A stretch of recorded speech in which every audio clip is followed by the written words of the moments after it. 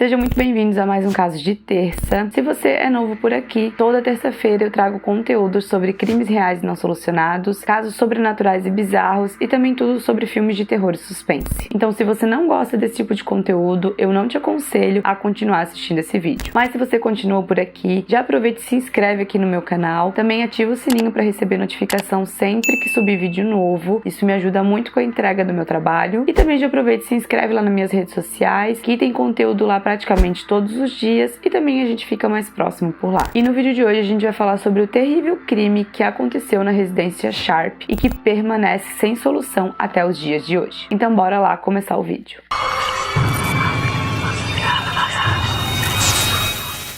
A cidade de Katy, localizada no norte da Califórnia, sempre abrigou diversos viajantes em um resort que chamava atenção por sua beleza natural e pelas cabanas feitas de madeira. Muitas pessoas viam o local como o ideal para o descanso e até mesmo para a criação temporária de uma família. Pelo menos era o que todos pensavam antes do dia 11 de abril de 1981. Tudo começou quando Glenna Susan Sharp, mãe de John, de 15 anos, Sheila, de 14, Tina, de 12, Rick, de 10 e Greg, de 5, se separou do marido e se mudou para Katy. Chegando lá, a família, que procurava um local tranquilo, ocupou a cabine 28 do resort. Porém, não demorou muito para que aquele cenário ideal ali e pacífico se tornasse um cenário de um crime muito brutal. Era um dia muito comum e a Glenna, ela estava ali na cabana dela esperando o seu filho John chegar. Ele ia vir com uma amiga que se chamava Dana Wingate. Eles já estavam chegando a caminho da casa. Eles tinham pego uma carona com um jovem estudante, Craig Walters, e já estavam a caminho ali da cabana. Nesse mesmo dia, a Tina, ela estava na residência da família Seabolt, porque ela tinha ido lá passar um tempo e ela estava assistindo televisão. Então, a Sheila acabou chegando e a Tina, então, foi para casa. Já a mais velha, ela decidiu que ela ia dormir aquela noite ali na casa dos vizinhos. Então, a gente pode perceber que a Glenna, então, ela estava acompanhada do John, da sua amiga Dana e dos seus filhos mais novos, o Rick e o Greg. E também tinha um amiguinho ali dessas crianças menores, que era o Justin Smart. Então, na manhã seguinte, a Sheila acordou lá na casa que ela tava dos vizinhos e foi pra casa, só que quando ela chegou lá, ela infelizmente encontrou os corpos da família. Os corpos de Glenna, John e Dana, eles estavam amarrados com arame e fita adesiva, próximos a duas facas ensanguentadas e um martelo. Olhando ao redor, a garota também percebeu que a garganta de John havia sido cortada, enquanto Dana havia sido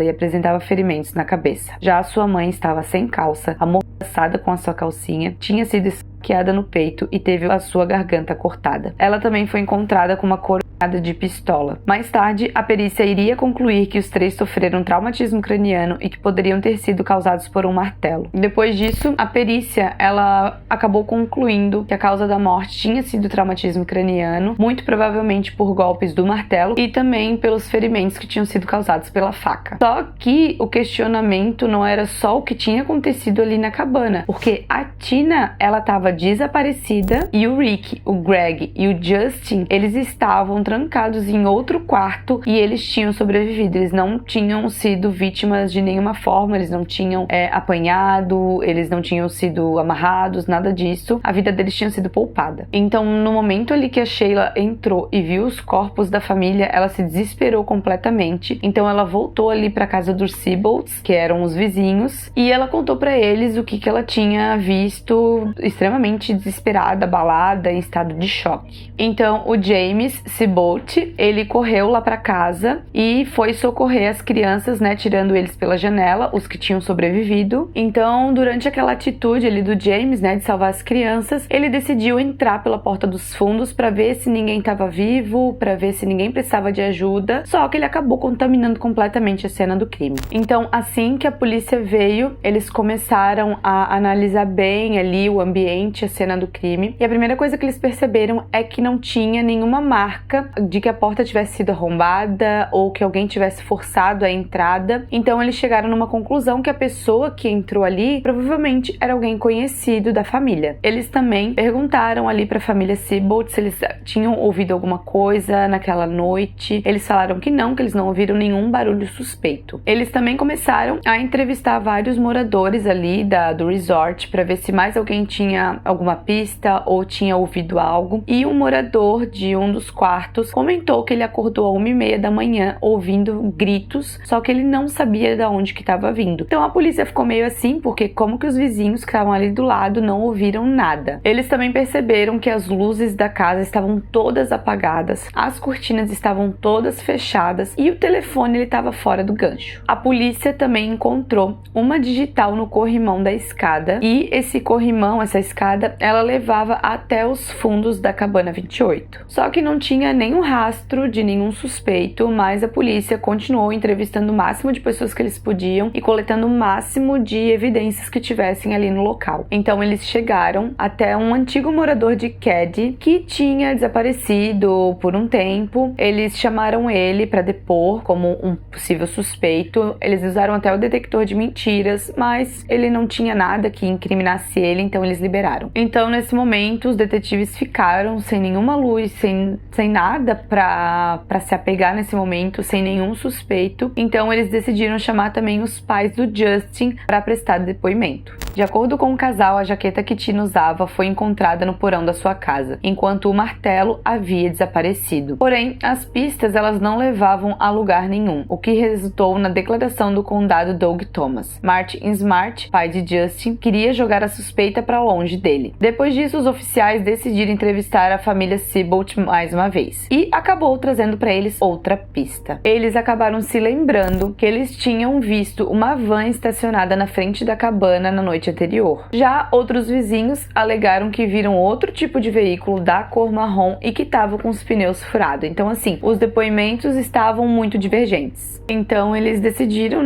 partir ali para as crianças. Eles abordaram o Justin. Ele disse que tinha sonhado com o rosto do assassino na noite anterior, que ele tinha testemunhado as coisas, só que meio que tinha dado um apagão, ele não conseguia lembrar de mais nada, de nenhum detalhe do rosto do possível assassino. Os pais do Justin decidiram contratar um hipnólogo para ver se eles conseguiam obter alguma resposta com o Justin. Foi quando o menino disse que tinha ouvido sons provenientes da sala. Logo, ele decidiu ir até o local e viu a Glenna e dois homens. Um foi caracterizado com cabelos curtos e bigode, enquanto o outro tinha uma barba curta e cabelos longos. Ainda em hipnose, o Justin ele relatou que tinha visto a Dani e o John chegando na casa. Os dois estavam discutindo com esses homens que usavam óculos. Foi então que aconteceu a primeira luta com os criminosos e a Tina chegou em casa em seguida. Então foi nesse momento que a Tina ela foi levada por esses homens e ninguém mais sabe o que aconteceu com ela, para onde que ela foi. Então eles pegaram todas essas características que o Justin tinha dado e fizeram um retrato falado. Depois disso, a imprensa ela começou a divulgar esse retrato falado e passaram mais algumas informações. Eles divulgaram que eram homens entre 20 e 30 anos, com óculos de sol dourado. O de cabelos loiros tinha 1,80 a 1,88 de altura, enquanto de cabelos pretos tinha entre 1,68 a 1,78. Mesmo com um trabalho de mais de 4.000 horas, Thomas descartou os últimos suspeitos pelo crime, que seriam os serial killers Henry Lee Lucas e Otis Toole. Durante esse momento, a imprensa também levantou várias notícias que não tinha nenhum sentido, como, por exemplo, afirmar que tinha sido algo relacionado ao narcotráfico, mas a polícia descartou isso totalmente, porque a Glenna não era uma usuária de drogas, nada disso. Só que, segundo uma amiga da família chamada Carla, ela afirmou que a Dana, ela já tinha roubado LSD uma vez de alguns traficantes da área. Só que isso não tinha como ser comprovado, então eles descartaram essa teoria. Considerando esse depoimento do Justin, a polícia tinha achado que a Tina então não estava na cena do crime porque eles tinham levado ela. Só que ficou a grande pergunta, aonde que estava a Tina, para onde que eles tinham levado ela? Inicialmente, eles fizeram uma busca em todos os arredores ali do ambiente, do resort, e eles não tinham encontrado nada até então, nenhuma pista, nenhuma pegada, nenhuma impressão digital. E pasmem, apenas 3 anos depois desse crime, um colecionador de garrafas acabou encontrando um crânio humano e também uma parte de mandíbula em Feather Falls, que ficava a 160 km de Keddie. Perto dos seus restos mortais, os detetives descobriram uma jaqueta feita de nylon azul, um cobertor e um par de calça jeans da marca Levi Strauss & Co. Em 1984, o mesmo ano de descoberta, a patologia confirmou que eram partes do cadáver da Tina. Em 1996, Robert Joseph Silveira Jr. foi considerado um suspeito do assassinato. Só que nada foi comprovado e a cabana 28 foi destruída em 2004, juntamente com qualquer pista sobre o crime. Já em 2008, a Marilyn Smart, que era a mãe do Justin, ela afirmou depois da morte já do esposo dela que ela suspeitava do marido e de um amigo. Esse amigo era o John Bowbad e ele já tinha cometido alguns assassinatos no dia 11 de abril de 1981. Ela falou que naquela noite ela tinha deixado o esposo e esse amigo John num bar às 11 horas da noite e que por volta ali das 2 da madrugada ela acordou e encontrou eles ali mexendo no fogão a lenha da casa dela. Ela disse que na hora ela achou meio suspeito porque eles estavam queimando alguma coisa e ela não conseguiu identificar o que era. Só que o xerife, né, quando ele foi perguntado sobre isso, ele disse que chegou a entrevistar eles, só que eles tinham passado no detector de mentira. Só que o John, ele não tinha passado por um depoimento, ele não tinha passado por um detector de mentiras, então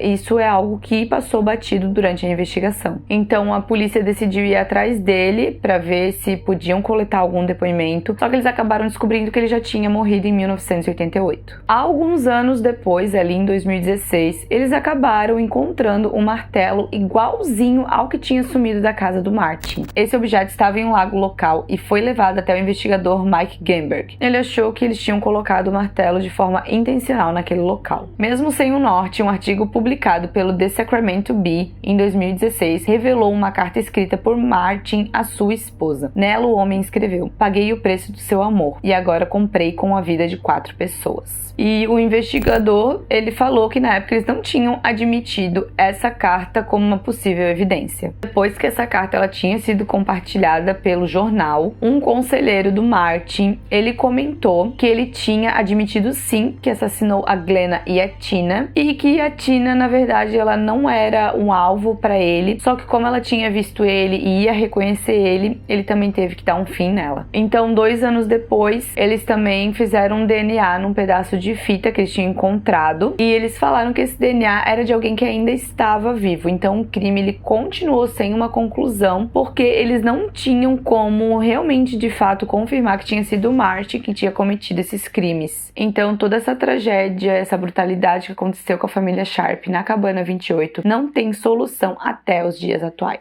Esse foi o caso de terça de hoje. Me conta aqui nos comentários o que vocês acharam desse vídeo, se vocês têm mais alguma sugestão de caso para eu trazer aqui para vocês. E também não esquece de deixar um like e de se inscrever aqui no canal, que isso ajuda muito para entregar o meu conteúdo para muito mais pessoas que gostam desse estilo de vídeo. Então é isso, um grande beijo e até o próximo vídeo aqui desse canal.